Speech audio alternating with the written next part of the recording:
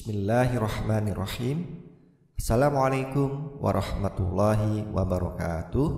Alhamdulillah, wassalatu wassalamu ala rasulillah wa ala alihi washabihi wa mawalah. Sahabat beriman yang dirahmati Allah, alhamdulillah bisa berjumpa kembali di channel Quranic Healing. Semoga kita semua diberikan Allah Subhanahu wa taala kesehatan, rezeki yang berkah, diampuni dosa-dosanya, dipanjangkan umurnya, hidup dalam kemuliaan, dan akhir hidup husnul khotimah. Amin ya rabbal alamin. Pada kesempatan ini ingin berbagi ilmu yang perlu diketahui, yaitu sholat yang dibenci Allah dan Rasulullah.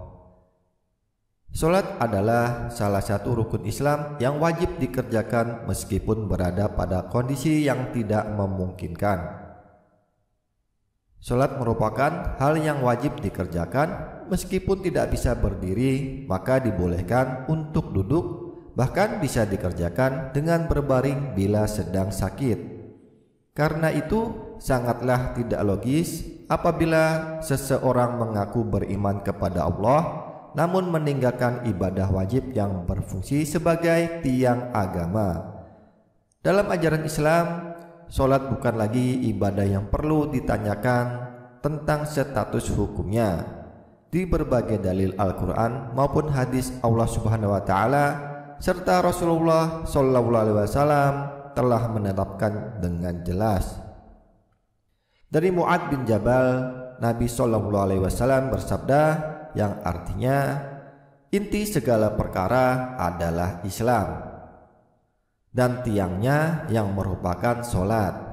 Hadis riwayat Tirmidzi dan Ibnu Majah.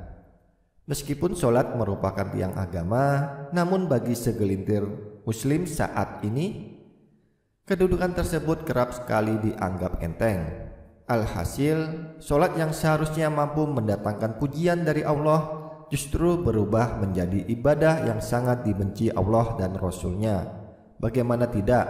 Esensi utama dalam sholat adalah mencari ketenangan dan kekhusyuan. Mengerjakan sholat harus dengan ketenangan dan kekhusyuan atau yang biasa disebut dengan tumakninah. Sholat tanpa tumakninah bisa menghilangkan ruh dari sholat itu sendiri. Parahnya, sholat yang terburu-buru tanpa menyertai tumakninah sering terjadi di sekitar kita. Hati-hati dalam mengerjakan sholat yang tidak sesuai dengan tuntunan, maka bisa dibenci oleh Allah dan Rasulullah. Kebiasaan sholat yang salah seperti ini harus dihilangkan, segera dirubah menjadi sesuai rukun agar tidak dibenci Allah dan Rasulullah.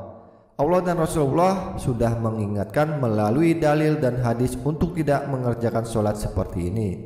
Ada hadis yang perlu kita ketahui, di mana Rasulullah pernah mengibaratkan orang yang sholat tanpa tumakninah sama dengan kejahatan seperti seorang pencuri.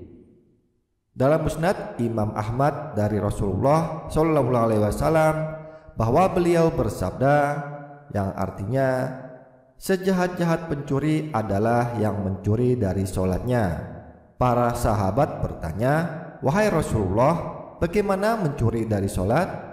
Rasulullah Shallallahu alaihi wasallam berkata, dia tidak sempurnakan ruku dan sujudnya. Hadis riwayat Ahmad. Na'udzubillahi min dzalik. Itulah pencuri dalam sholat. Mereka sholat tapi saat ruku dan sujudnya tidak sempurna alias tidak tumakninah. Kondisi yang dijelaskan dari hadis ini ternyata berangkat dari pengalaman Rasulullah bersama para sahabat. Hari itu setelah Rasul selesai sholat berjamaah, tiba-tiba seorang laki-laki masuk ke dalam masjid dan langsung mengerjakan sholat sendirian. Anehnya, ketika sholat laki-laki itu melakukan gerakan ruku dan sujud tanpa disertai jeda. Melihat hal itu, Rasulullah kemudian berkata di hadapan sahabatnya, apakah kalian menyaksikan gerakan sholat laki-laki tersebut? Barang siapa yang semasa hidup melakukan sholat seperti itu, maka dia meninggal tidak dalam keadaan Islam. Tak terhenti sampai di situ, di hadapan para sahabatnya Rasul juga mengatakan, model ibadah seperti itu ibarat seperti burung gagak yang sedang mematuk darah.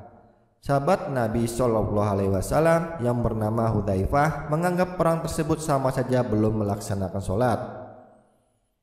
Zaid bin Wahab berkata, Hudzaifah melihat seseorang sholat namun tidak menyempurnakan rukuk dan sujudnya.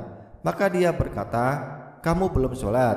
Seandainya kamu meninggal dunia, maka kamu meninggal dalam keadaan di luar fitrah agama yang Allah telah menciptakan Muhammad Shallallahu Alaihi Wasallam berada di atasnya.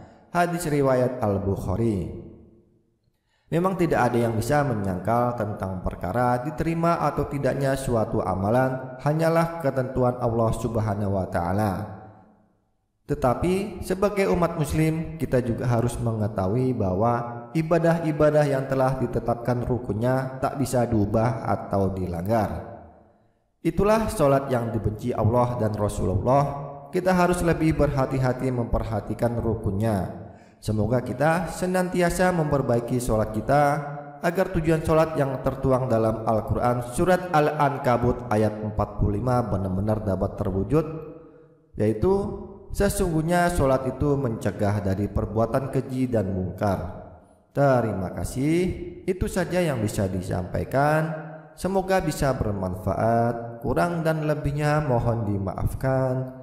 Wabillahi taufik wal hidayah. Wassalamualaikum warahmatullahi wabarakatuh.